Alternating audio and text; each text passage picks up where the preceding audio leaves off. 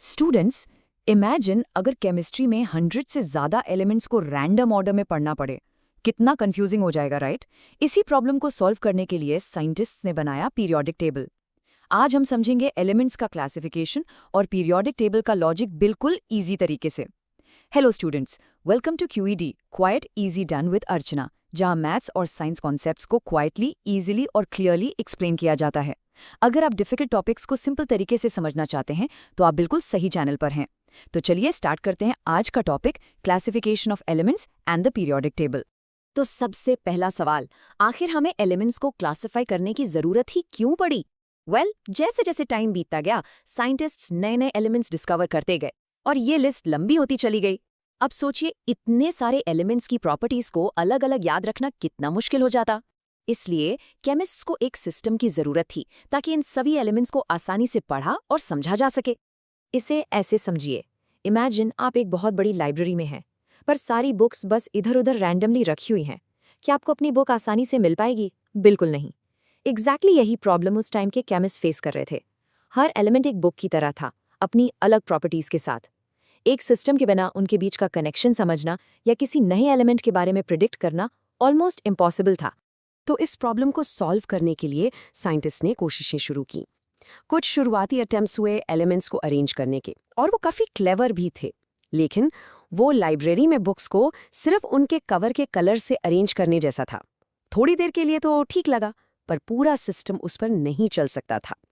चलिए देखते हैं कुछ ऐसे ही अर्ली अटेम्प्ट्स को। सबसे पहले आए यूहान डोबेराइना। उन्होंने नोटिस किया कि कुछ एलिमेंट्स को 3-3 के ग्रुप्स में रखा जा सकता है। इन्हें उन्होंने ट्रायड्स कहा। इन ट्रायड्स में बीच वाले एलिमेंट का एटॉमिक मास बाकी दो एलिमेंट्स के एटॉमिक मास का लगभग एवरेज होता था, जैसे लिथियम, सोडियम और पोटेशियम। अच्छा ऑब्जर्वेशन था। फिर आए जॉन न्यूलैंड्स।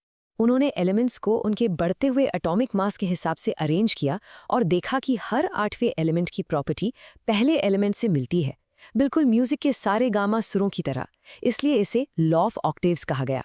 लेकिन ये दोनों ही सिस्टम सारे नोन एलिमेंट्स के लिए काम नहीं कर पाए, खासकर हेवियर एलिमेंट्स के लिए। तो खोज जारी रही, और इस खोज ने हमें मिलाया हमारे हीरो से, एक brilliant Russian chemist Dmitri Mendeleev. 1869 में उन्होंने कुछ ऐसा किया जिसने केमिस्ट्री की दुनिया ही बदल दी। वो सिर्फ उन एलिमेंट्स को अरेंज नहीं कर रहे थे जो तब तक डिस्कवर हो चुके थे, उनके पास एक कमाल का आइडिया था आने वाले एलिमेंट्स के बारे में प्रिडिक्ट करने का। और ये देखिए, ये है मेंडलीव का बनाया हुआ पीरियोडिक टेबल। शायद आज के टेबल के सामने थोड़ा पुराना लगे, पर इसका आइडिया बिल्कुल रेवोल्यूशनरी था। मेंडलीव ने उस वक्त के 63 नोन एलिमेंट्स को उनकी प्रॉपर्टीज के बेसिस पर अरेंज करना शुरू किया, बिल्कुल एक पजल के पीसेस की तरह। तो उनकी अप्रोच में खास क्या था? सबसे पहले उन्होंने एलिमेंट्स को बढ़ते हुए एटॉमिक मास के हिसाब से अरेंज किया, पर सबसे इंपॉर्टेंट बात, उन्होंने सेम प्रॉपर्टीज वाले एलिमेंट्स को एक ही वर्टिकल कॉलम में रखा। और उनका मास्टर स्ट्रोक ये था, उन्होंने अपने टेबल में कुछ जगह खाली छोड़ दी। उन्होंने कहा, यहाँ एक एलिमेंट आएगा जो अभी तक डिस्कवर नहीं हुआ है। सिर्फ इतना ही नहीं, उन्होंने उन मिसिंग एलिमेंट्स की प्रॉपर्टीज, जैसे उनका मास और डेंसिटी, भी प्रिडिक्ट कर दी। और जब बाद में गैलियम और जर्मेनियम जैसे एलिमेंट्स डिस्कवर हुए तो उनकी प्रॉपर्टीज बिल्कुल मेंडलीव के प्रिडिक्शन जैसी ही थी। वाओ! मेंडलीव का टेबल कमाल का था, पर एकदम परफेक्ट नहीं था। कुछ जगहों पर एटॉमिक मास के ऑर्डर में थोड़ी गड़बड़ थी। इस पजल का आखिरी पीस कुछ सालों बाद मिला, जब एक ऐसी प्रॉपर्टी का पता चला जो एटॉमिक मास से भी ज्यादा फंडामेंटल थी। और इस डिस्कवरी से हमें मिला आज का, यानी मॉडर्न पीरियोडिक टेबल। और ये है मॉडर्न टेबल का मेन प्रिंसिपल, पीरियोडिक लॉ। इसमें और मेंडलीव के लॉ में सिर्फ एक वर्ड का फर्क था, लेकिन वही सबसे इंपॉर्टेंट था। मेंडलीव ने यूज किया था एटॉमिक मास, जबकि मॉडर्न लॉ बेस्ड है एटॉमिक नंबर पर। और इस एक छोटे से चेंज ने सारी प्रॉब्लम्स को सॉल्व कर दिया। इसका क्रेडिट जाता है हेनरी मोज़ली को। उन्होंने डिस्कवर किया कि हर एलिमेंट की असली पहचान उसका एटॉमिक मास नहीं, बल्कि उसका एटॉमिक नंबर है। एटॉमिक नंबर यानी किसी एटम के न्यूक्लियस में मौजूद प्रोटॉन्स का नंबर। जब एलिमेंट्स को इस नए नंबर के हिसाब से अरेंज किया गया तो सारे पैटर्न्स एकदम परफेक्ट जगह पर फिट हो गए। और ये है final result, the modern periodic table. ये सिर्फ एक चार्ट नहीं है, ये हमारे यूनिवर्स के सारे बिल्डिंग ब्लॉक्स का एक कंप्लीट मैप है। हाइड्रोजन से लेकर ऑर्गेनिज्म तक हर एलिमेंट को उसकी सही जगह मिल गई। तो अब जब हमारे पास ये मैप है, तो इससे पढ़ते कैसे हैं? पीरियोडिक टेबल का जो स्ट्रक्चर है ना वो रैंडम नहीं है। हर एलिमेंट की पोजीशन हमें उसके बारे में बहुत कुछ बताती है।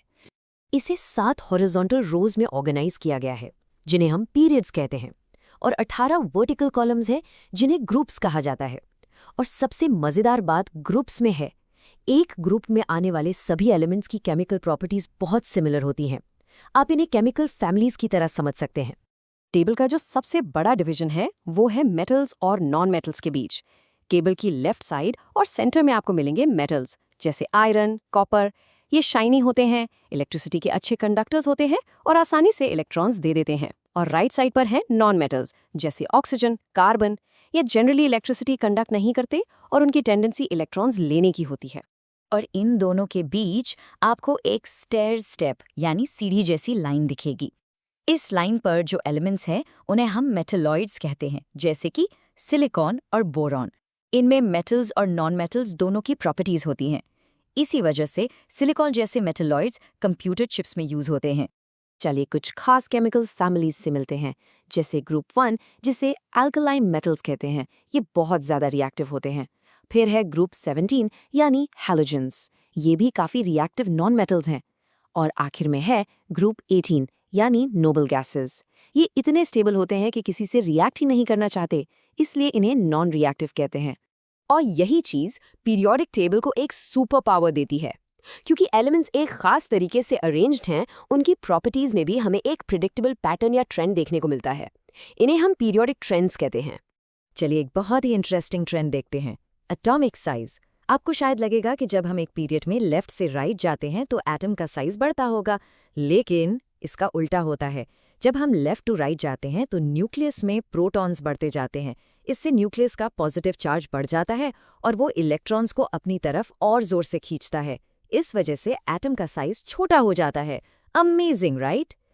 और एटॉमिक साइज तो बस एक एग्जाम्पल है। ऐसे ही रिएक्टिविटी, मेटालिक कैरेक्टर, इन सब चीज़ों में भी हमें प्रिडिक्टेबल पैटर्न्स देखने को मिलते हैं। तो आपको हर एलिमेंट की प्रॉपर्टी अलग से याद करने की ज़रूरत नहीं है। अगर आप ट्रेंड्स को समझ गए तो आप उनकी प्रॉपर्टीज प्रिडिक्ट कर सकते हैं। तो इसीलिए आखिर में हम ये कह सकते हैं कि पीरियोडिक टेबल केमिस्ट्री के सबसे इम्पॉर्टेंट टूल्स में से एक है। इसने केमिस्ट्री को सिर्फ फैक्ट्स के कलेक्शन से बदलकर एक लॉजिकल साइंस बना दिया। तो आज हमने क्या क्या सीखा, एक क्विक रिवीजन करते हैं। हमने जाना कि क्लासिफिकेशन की ज़रूरत क्यों पड़ी। फिर हमने डॉबरिनर्स ट्रायड्स और न्यूलैंड्स लॉ ऑफ ऑक्टेव्स के बारे में पढ़ा। इसके बाद हमने मेंडलीव के ब्रिलियंट पीरियोडिक टेबल और उससे भी बेहतर मॉडर्न पीरियोडिक टेबल को समझा। और आखिर में हमने देखा कि टेबल में मेटल्स, नॉन मेटल्स और मेटलॉइड्स कहाँ हैं।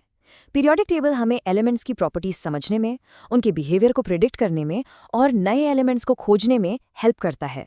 तो इस टेबल ने हमारे पास्ट को ऑर्गेनाइज किया। अब सवाल ये है कि ये हमें फ्यूचर में और कौन सी नई डिस्कवरीज अनलॉक करने में हेल्प करेगा।